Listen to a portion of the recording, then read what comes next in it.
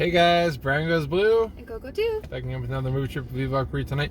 And tonight we are seeing the Boogeyman. It's just the Boogeyman, right? Yeah. Yeah, the Boogeyman. Now, I don't know, is this a remake? I'm not sure. I don't know. Because there was Boogeyman in the early 2000s with the guy from Seventh Heaven. The blonde kid? No, the tall brother. The brother with the hair? Yeah. The one from like Sorority Boys. Okay, yeah. Yeah, but yeah, I like that movie. Yeah, that was good. Yeah, he was in that one, and I liked that one. I might have seen that one. It was PG-13. Like back in the high school days. Yeah. I think I saw that one at Citrus Park Mall. Okay. Regal. Yeah, Regal. Behind the flower pots. And then they made like a straight-to-video sequel to that one too, and then this is kind of like its own thing now. Yeah. So, the actress from a show we like, Yellow Jackets. Yeah, I don't remember her name on Yellow Jackets. Juliet. I don't know. Lewis. I know her name in the. No. Juliet the Lewis. Younger, yeah. Juliet Lewis. It's her younger self in Yellow Jackets. I know her name in real life though. I was looking at this movie. It's okay. Sophie Thatcher. All right, somebody did their research. Yeah. Okay. And, yeah, she was. I don't know what else she's really done. Oh, she did this movie called Prospect. It's like a sci-fi, post-apocalyptic type movie that Vinegar Syndrome partner label put out. So that one has Pedro Pascal in it too. So it's her and him. I like him. So a lot of people like him right now. Yeah. He's hot now. He's hot shit right now. Yeah. Did you say he's hot? No, he's hot right now. Oh. It's okay to say he's hot. In my head, I don't know why I heard you say like he's hot, and like nodding your head. He's hot. I think I might have mentioned this before. The Boogeyman trailers really made me jump.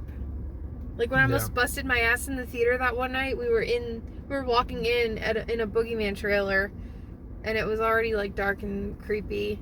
So I don't know. I'm not as young as I once was, and I'm more desensitized now with this one. So I'm probably won't have to sleep with the lights on, but I might. She might. We might. I might. Like I'm in my own room. Anyways, I'm really excited for this one. I think it's gonna be really good. You said something that was kind of like, oh, I didn't know. You said the Letterboxd reviews haven't been amazing. Yeah, the reviews haven't been amazing so far, but I mean it is opening night because there was a early access screening last night. Okay. So there's some people that saw it that have been posting online already. Okay. So yeah, they had one of those, but I don't like those as much because they always put the movie in a real small screen, and especially for like a movie like Transformers coming out, they have an early access event, but like, wouldn't you want to see that in Dolby, and like the big formats and stuff? Oh yeah, definitely. And it's like one night off. Like, what's the big deal? Yeah, but just so you could say you saw it first. Yeah, I used to like being able to do that. Yeah, like the GoFobo. But also you said it's PG-13. Yeah, which can always kind of throw things off, or. Yeah, but there's a lot of good PG-13 horror too. Yeah. So it could be good, or like you said, it could be The Turning. Yeah, it could be The Turning. We'll just have to see. We have 1 minute until showtime. Yeah, so we're gonna head in there and check it out. Yeah. We'll give you our thoughts in just a moment. Boogeyman. Yeah, so we got a little ways to walk into our movie this time. Because Spider-Man Into the Spider-Verse, I think that's the name of the new one, is out in theaters too. So there's a lot of people here for that. Yeah. Hey, I have a question for you. You don't have to show me. You can keep walking. But I have a question. What's your question? Do you know the Boogeyman? Do you know the Boogeyman? Oh, do you know the Boogeyman? It was kind of a long question, but do you? No, I don't know the Boogeyman. Okay. I never had a run-in with him. Did your parents ever say the Boogeyman's under your bed or in your closet? No, did you? They didn't scare me that bad. Okay. the scariest part about childhood growing up for me was whenever I would get in trouble and they would threaten to take away my TV. Uh-oh. That was it for me. Oh God, yeah. I can imagine. Or my video games. Oh gosh. That's scary. Alright, we're gonna go check this out. This is the first of 2 standees we have here for Boogeyman. It really brings his boogies out for Coco. She'll tell you in a few minutes about that. Here's the second standee for Boogeyman in our theater. Really cool. Don't let it out. And we're back in the car. Thank God. Not for the movie's sake. No, you guys, we have a crazy ass story to tell you. We'll get to that. Stick around. Stick around to the end for that. Oh yeah. Crazy. Give him some suspense. Suspense, yeah. Yeah. So the Boogeyman. Boogeyman. It started off a little bit slow, a little bit tame. You think so? I thought so. Yeah, it did. It had, I mean, it was kind of like, I'm not gonna say generic, but like, it kind of just clicked all the little, it just checked off all the boxes, is what I'm trying to say. Mm-hmm. You have a grieving family, the loss of their mother, and wife. And wife, of course. Mm-hmm. And the dad's a therapist, and this guy comes to see him, and he's kind of whacked out of his mind, saying that he lost his kids to this monster that takes away their kids whenever parents aren't looking. And we did see that opening scene. Yeah. Which was like, that was a pretty intense way to start the movie. Yeah. So yeah, of course, nobody believes him and everything, and something tragic happens and all that, and then I'm not going to spoil it too much. Yeah. But the littlest daughter of the therapist, he has 2 daughters, and she starts seeing this creature, they call it the Boogeyman, and yep, kind of just goes from there. The dark thing. The dark thing, yeah. So as far as like scare elements and like, like horror, like it definitely did it for me. I was jumping a lot. It had me on the edge of my seat and grabbing onto you and like jumping. I mean, I think you reacted a few times to that as well. It did a good job, like peeking around the corners and dark closets and dark spots, really, really good. Yeah.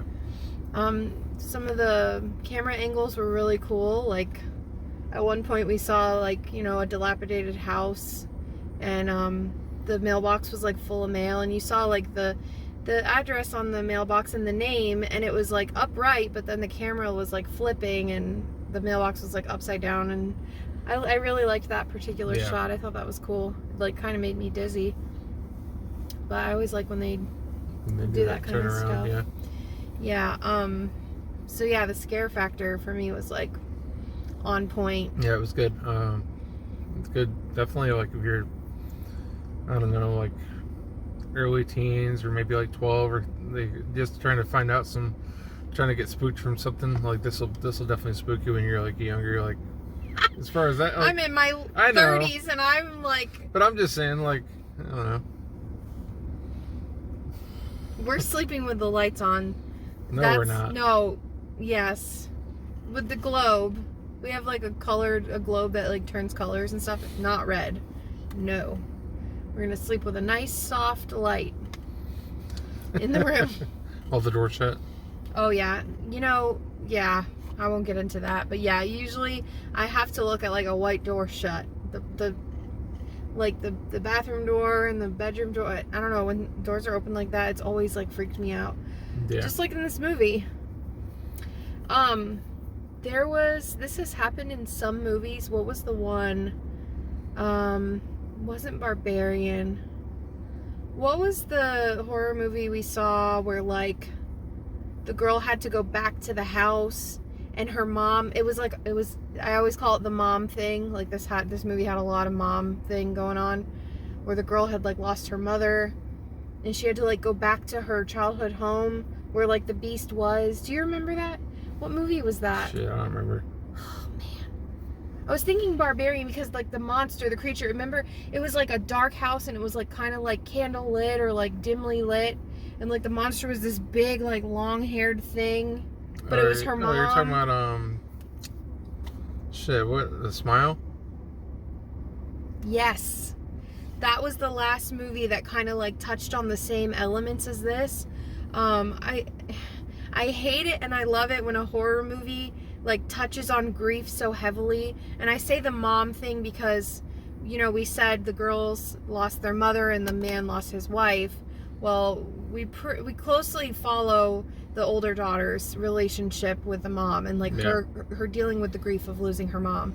And that hit so heavy for me because like there's this fine line when there's like paranormal stuff happening, but you're also trying to like reach out or like ask for signs from your loved one, and there's like this fine line that you don't want to cross, and that just scares the hell out of me because for me it feels so like real life. Yeah, I don't know, I may be freaking some people out, but no, you're good. That's like how I feel about that. The mom thing always gets me with these movies because been there, done that. It's very creepy. But anyway, yeah, the whole fantasy element of like the boogeyman is something we can all relate to, but obviously it's not. Yeah, I like the second half, I think, a little more when it starts like amping up. But I mean, it has to tell the story first, of course. Right. It starts getting crazy and like loud. Like I was like jumping and grabbing you at certain parts. Like it was like taking my breath away. I'm not trying to be dramatic, but like for real, like even seeing the monster, you know, when like there's that suspense of like the monster's right there and then you see it and you kind of have relief because you're like, oh, it's just like a CGI monster, like it's not scary. When I saw it, like I was like, oh shit, like that's horrifying. Yeah. But it looked like I don't know if I should like say what it looks like. It kind of looked like a spider, kind of like long arms. It had like two like glowing eyes. I don't know. I might have mentioned this in like one of our older videos, but it looked like one of those creatures in this game I used to play called Nightmare Creatures on PlayStation. I think you did. I don't know what creature that was, but what movie. That was like a cool game when I was growing up, and you know, a lot of those monsters like kind of look like that to me now. It also kind of reminded me of the Mind Flayer from Stranger Things. Yeah. How it was like the big arms, and I mean not as big as that, but still. Yeah.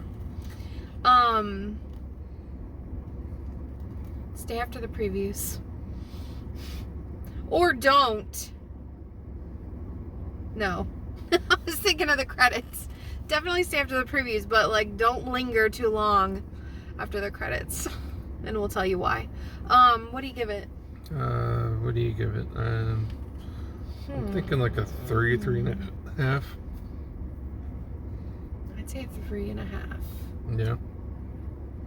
Yeah, I'm thinking 3.5. I was gonna say 3.5 or 4 even for me because it's not one I'm gonna forget. Like how I didn't forget the Smile one. I forgot what movie that was, but I knew something in there. Yeah. I resonated with me. Trying to think if there's any other things we want to touch on. Oh, the whole like the older daughter, it like kind of followed her life. She wasn't necessarily bullied, but she had a best friend that was kind of slipping away into like a popular girl like friend group, and there was one girl that was a particular bitch, and she was just really insensitive to like her grieving and her mom and stuff, and I really wanted her to get punched. Did she? I don't know. You'll have to see. You'll have to wait and see. Yeah, I just wanted to mention that because there was like the whole element of her like being at school and dealing with that on top of you know, dealing with everything else.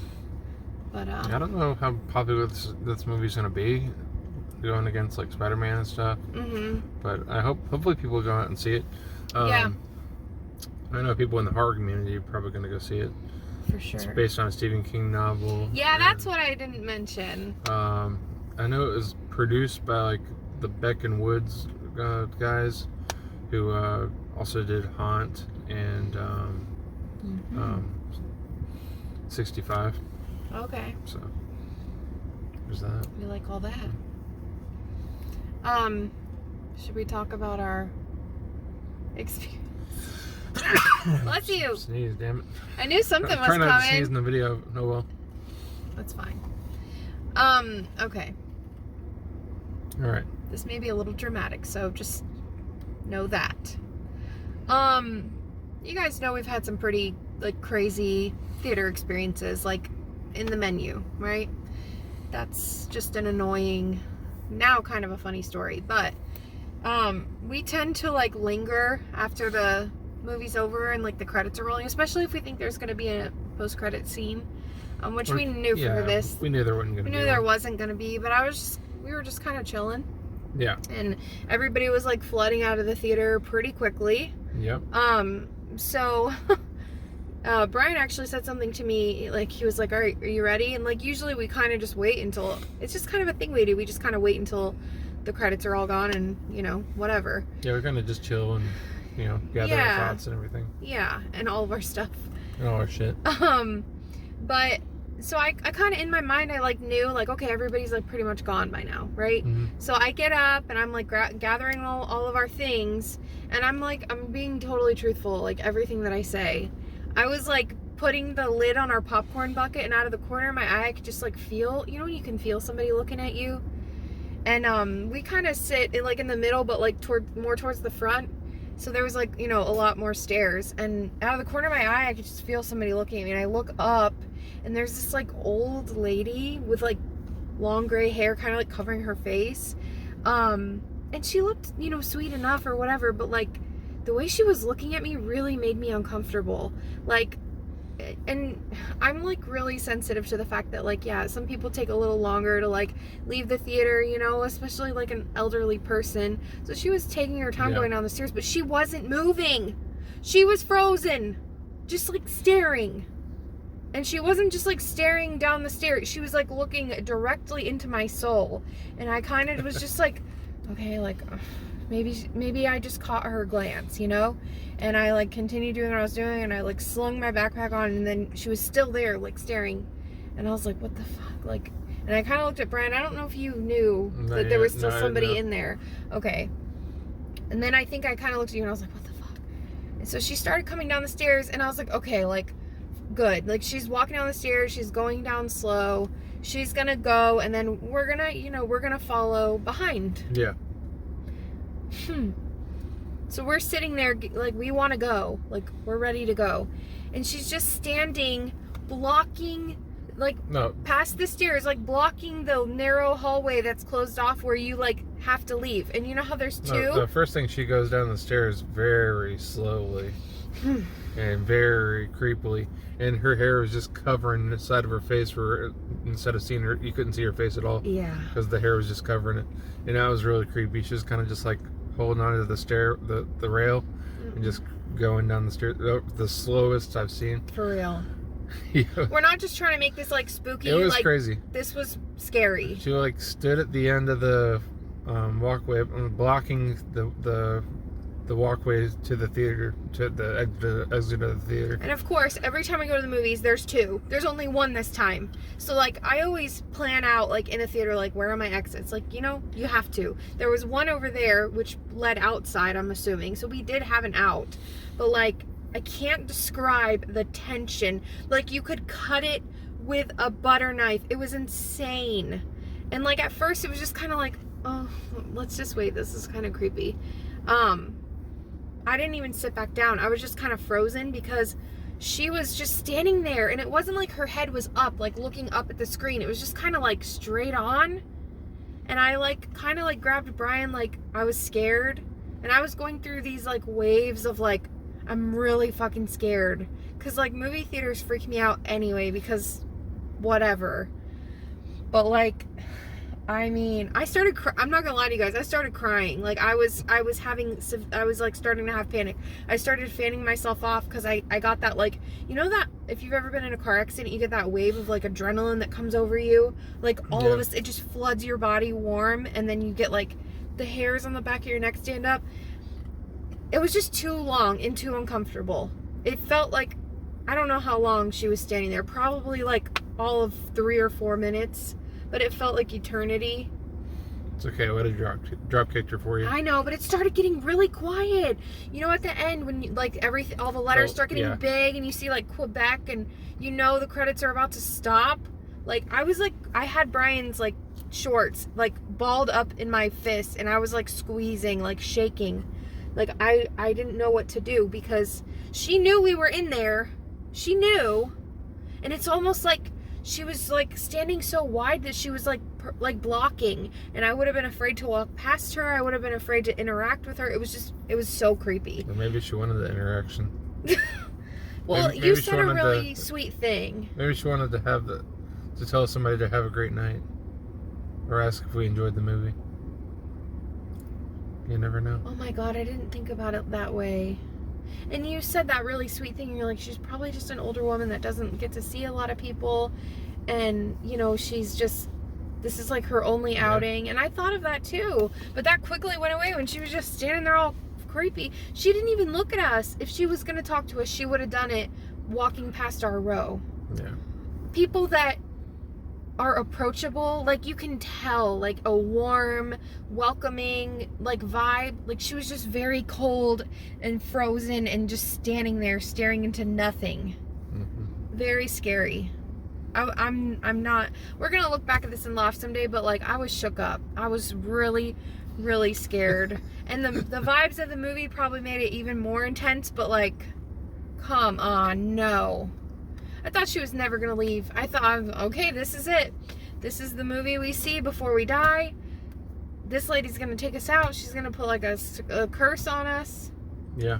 Or she's going to go nuts. And you said to me, what if she would have looked at us? I would have died on the spot. She said she was just shit at her pants. I did. I said I was going to shit in my leggings. If she would have looked at us slow or really quick, like, I don't know. Nothing like that happened, okay? This was just a fun little story to tell you. It was not fun in the moment because it's like that. You don't want to feel trapped in a movie theater. My mom always said, in a movie theater, you're like sitting ducks, and you guys know what I'm talking about. It's really kind of scary and risky to go to a movie theater. Already, but then feeling like trapped by someone who's really creeping you out. Yeah. And it's not even like there was anything, you know, when you sit in an after, like Guardians of the Galaxy, for example, great film score, right? You're gonna sit there and listen to the music and bop to it. This is like horror, like violins, like creepy. You're just gonna stand there and maybe she's into that. She wants to appreciate the orchestra.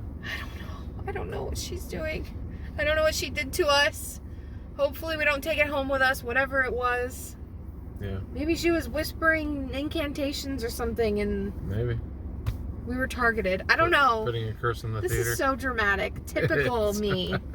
I'm serious though. The way that I'm trying to express like the way that I felt in that theater. I was so scared, and this has gone on too long. But that's our voodoo magic story for you. That's our God. Like The Visit, that movie The Visit, that's how I felt. I think we've seen too much. That's why that happened. Hopefully this lady doesn't watch people's reviews of this movie, because if you do, I'm so sorry. I'm not trying to be insensitive. You scared me. Lady, you're scaring us. Lady, you're scaring us. Have some more sloppy joes. Oh my goodness. They're extra sloppy for you. Oh goodness. That's her review of the Boogeyman. It's always something fun. Go check out the Boogeyman and let us know what you thought down below. Yeah. We got plenty more coming. Brian Goes Blue. And Coco too. Signing out. Bye. Don't forget to check under your bed. Check under your bed. And in your closet. It might be your last time you look under your bed. And in your closet. It might be it. You're gonna die. Hey! You're not. Someday. Oh my God. Way to leave it on a light note. No. Not anytime soon. Bye.